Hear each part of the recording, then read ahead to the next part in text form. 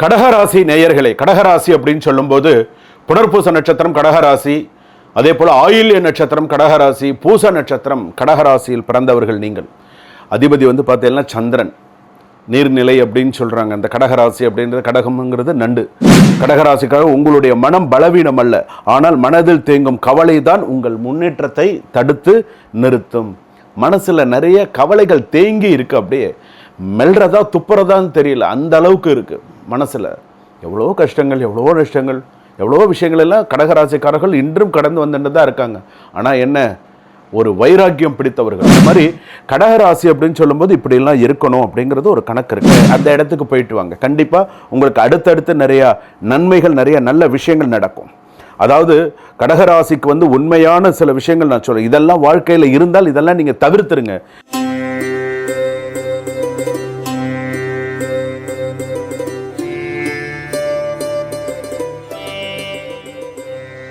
ஜனனி ஜன்ம சௌக்கியானாம் வர்தனை கலசம்பதாம் பதவி பூர்வ புண்ணியானாம் லிக்கியதே ஜன்ம பத்திரிகா கஜானனம் பூதகணாதி செவிதம் கபித்த ஜம்பு பலசார பக்ஷிதம் உமாசுதம் சோக விநாச காரணம் நமாமி விக்னேஸ்வர பாதபங்கஜம். ஆதித்யாயச்ச சோமாய மங்களாய புதாயச்ச குரு சுக்கிர சனிபியஸ்ச ராகவே கேதவே நமஹா.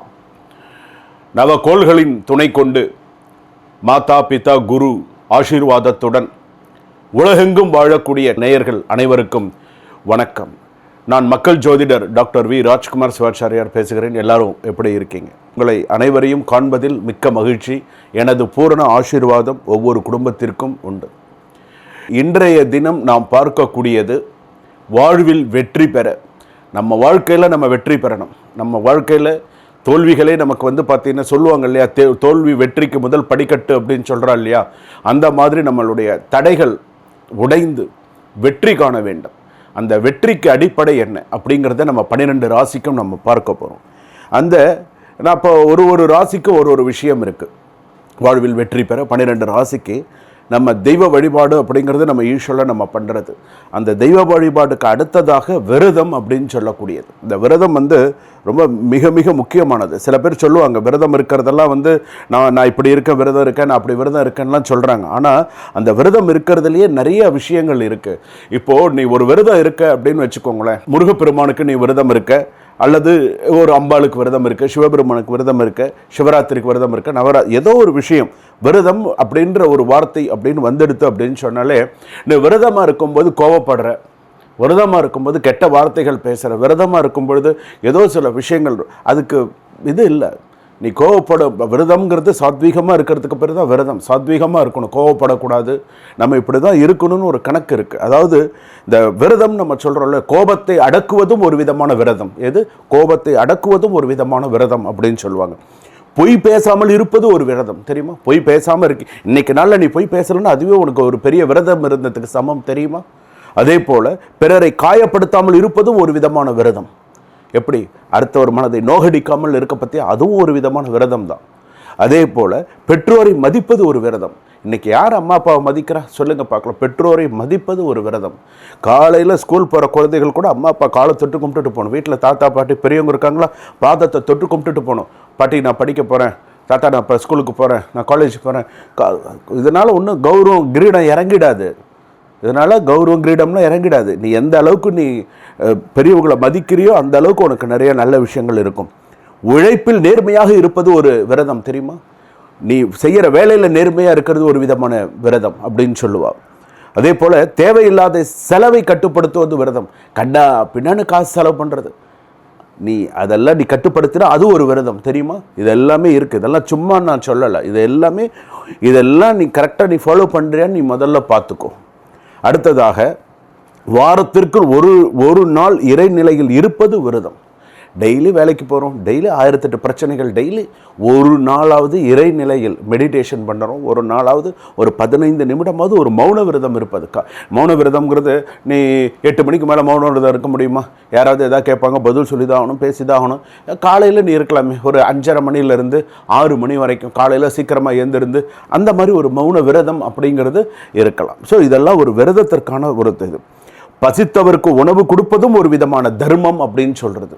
பசித்தவருக்கு உணவு கொடுக்கறது ஒரு விதமான தர்மம் அப்படின்னு சொல்லி. அப்போது இதெல்லாம் இருக்கிறதுனால நம்ம எப்படி இருக்கணும், இந்த விரதம் இருக்கிறது, தெய்வ வழிபாடு செய்கிறதெல்லாம் மிக முக்கியமானது. வாங்க வீடியோக்குள்ளே போவோம், கடைசி வரைக்கும் ஸ்கிப் பண்ணாமல் பாருங்கள். உங்களுக்கு ஏதாவது டவுட்ஸ் இருந்ததுன்னா உடனே இமீடியட்டாக ஒரு அப்பாயின்மெண்ட் ஃபிக்ஸ் பண்ணி உடனே உங்களுடைய சுய ஜாதகத்தையும் ஒரு முறை பார்த்து கொள்ளுங்கள். வாழ்க வளமுடன், இன்பமே சூழ்க, எல்லோரும் வாழ்க. கடகராசி நேயர்களே, கடகராசி அப்படின்னு சொல்லும்போது புனர்பூச நட்சத்திரம் கடகராசி, அதே போல் ஆயில்ய நட்சத்திரம் கடகராசி, பூச நட்சத்திரம் கடகராசியில் பிறந்தவர்கள் நீங்கள். அதிபதி பார்த்தீங்கன்னா சந்திரன், நீர்நிலை அப்படின்னு சொல்கிறாங்க. அந்த கடகராசி அப்படின்றது, கடகம்ங்கிறது நண்டு, அது ரொம்ப சிறப்பான ஒரு ராசி கடகராசி அப்படின்னு சொல்லும்போது. ஆனால் இந்த கடகராசிக்கு இப்போ ஜென்ம குரு நடக்கிறது.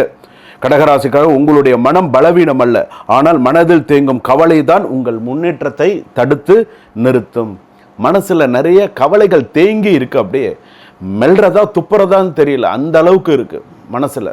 எவ்வளோ கஷ்டங்கள், எவ்வளோ நஷ்டங்கள், எவ்வளோ விஷயங்கள் எல்லாம் கடகராசிக்காரர்கள் இன்றும் கடந்து வந்துட்டு தான் இருக்காங்க. ஆனால் என்ன, ஒரு வைராக்கியம் பிடித்தவர்கள், ஒரு வில் பவர் அப்படின்னு சொல்கிறோம் இல்லையா, அது உண்டானவர்கள் யார்? அந்த ராசிக்காரர்கள். கடகத்தின் அதிபதி சந்திரன். அதனால் மனநிலை, குடும்பம், தாய்மை உணர்வு, நிம்மதி ஆகியவை முக்கியமானவை. உங்கள் வெற்றிக்கு மனத்தெளிவும் உள்ளார்ந்த அமைதியும் அடிப்படை. அதுதான் சிறப்பு. உங்களுக்கு உடம்பு சௌகரியப்படும் பொழுது, அதாவது உடல்நிலை அனுமதித்தால், நல்லா கேட்டுக்கோங்க, ஒரு விரதம் இருக்கிறது பெருசு இல்லை, உடல்நிலை அனுமதித்தால் நீங்கள் விரதம் இருக்கணும். இப்போது சில பேருக்கு சுகர் இருக்கும், உடல்நிலை இப்போ இருக்கிற காலகட்டத்தில் எவ்வளவோ இருக்குது. சில பேரால் விரதம் இருக்க முடியும், சில பேரால் விரதம் இருக்க முடியும். அதனால தான் நான் சொல்கிறேன், உங்களுடைய உடல்நிலை அனுமதித்தால் என்னால் இன்றைக்கி விரதம் இருக்க முடியும், உங்களுக்கு அந்த கான்ஃபிடென்ட் இருந்தால் நீங்கள் விரதம் இருங்க. சரிங்களா? விரதம் அட்லீஸ்ட் ஒரு வேலையாக, அது ஒரு பொழுதாவது விரதம் இருக்கணும்னு சொல்கிறது. ஒரு நாளில் ஒரு பொழுதாவது விரதம் ஒன்றும் காலையில் சாப்பிடாமல் இருக்கலாம், இல்லை மத்தியானம் இருக்கலாம், இல்லை ராத்திரி இருக்கலாம். காலையில் மேக்ஸிமம் சாப்பிடாமல் இருக்கிறது நல்லது தான், ஒன்றும் தப்பு கிடையாது. ஒரு 11 மணிக்கு டைரெக்டாக லஞ்சு கூட சாப்பிட்றவங்களும் இன்றைக்கும் இருக்காங்க. காலையில் சிம்பிளாக ஏதாவது ஒரு டம்ளர் கஞ்சி குடிச்சிருவாங்க, ஏதோ ஒன்று இல்லை, இந்த மாத்திரை போடுறோம் அந்த மாதிரி ஏதாவது கூட சாப்பிட்டுப்பாங்க. ஸோ அந்த மாதிரி கடகராசி அப்படின்னு சொல்லும்போது இப்படிலாம் இருக்கணும் அப்படிங்கிறது ஒரு கணக்கு இருக்குது. அதிகாலைகள் எழுந்து சிவபெருமானை வழிபாடு பண்ணுங்கள் அப்படின்னு சொல்கிறது கடகராசி. ஆனால் இன்றைக்கி இருக்கிற காலகட்டத்தில் நானும் நிறையா பேரை பார்த்துட்டு தான் இருக்கேன்.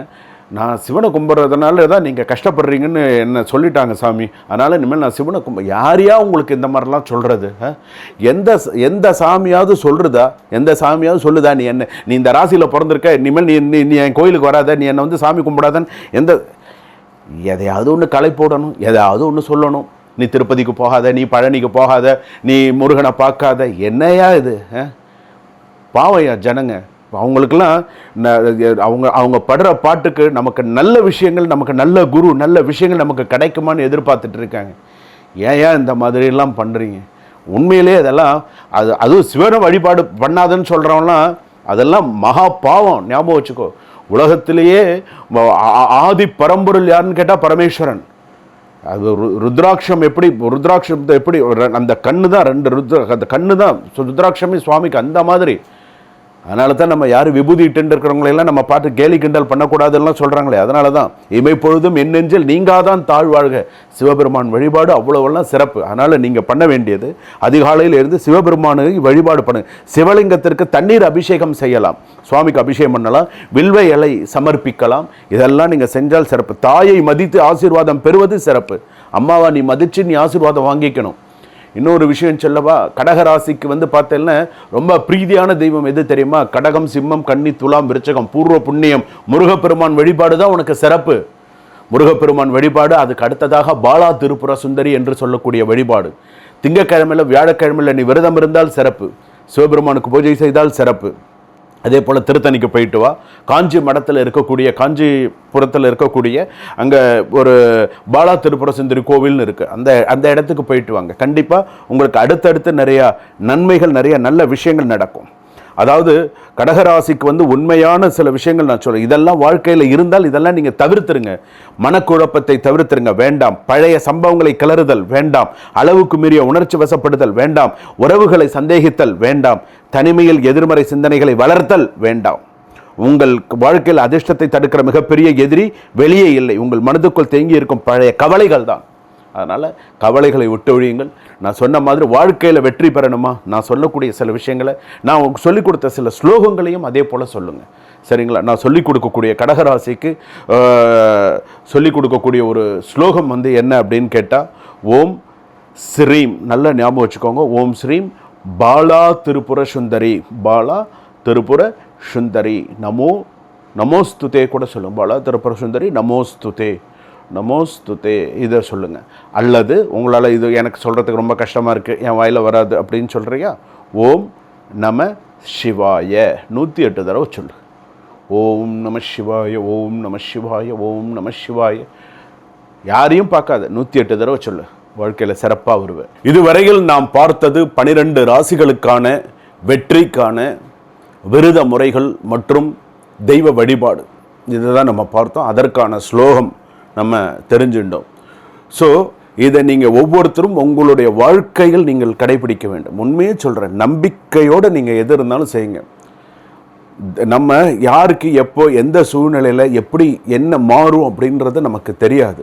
அப்படி இருக்கும்பொழுது நம்ம சொல்லக்கூடிய ஒவ்வொரு வார்த்தையும் செய்யக்கூடிய ஒவ்வொரு விஷயமும் நம்பிக்கை, எதையுமே நீ நம்பிக்கை இல்லாமல் செஞ்ச அப்படின்னு சொன்னால் அது சரியாக வராது, நிவர்த்தி பெறாது, சரியாக வராது.